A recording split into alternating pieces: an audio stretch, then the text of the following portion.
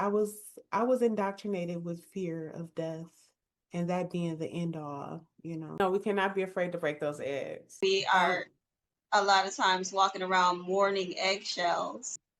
And that is honestly one of my biggest fears is like to not be able to become all that I'm supposed to become before that transition date Yeah. greets me, you know, like I don't want to like the dreams deferred, like I don't want to take those dreams to that next life without making it actualize here in this lifetime. Okay.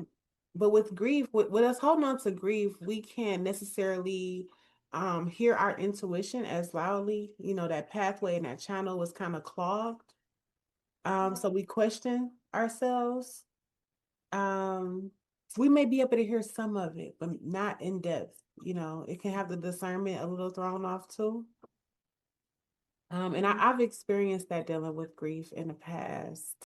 But it's like after I went through the process of healing and facing the grief and facing the concept of death and understanding that, you know, this death isn't it's not a destination per se, it's just a pathway or Okay.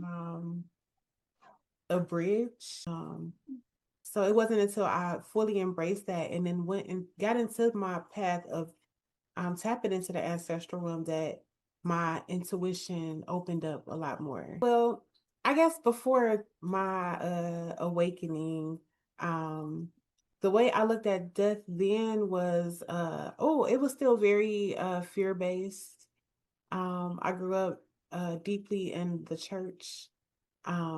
As I would say then, like I was a radical for Christ. So I was in church like 4 days a week, every Wednesday for Bible study, every Friday for youth ministry, some Saturdays, depending on if it was a program going on, and for sure on Sunday, and maybe revival Sunday evening.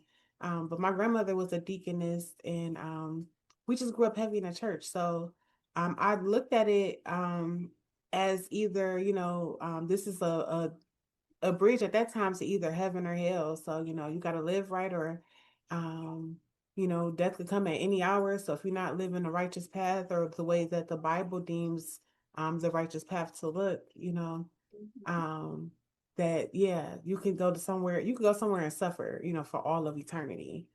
So I did have that fear base. And then upon, you know, after awakening, it's like, you know, your mind expands more.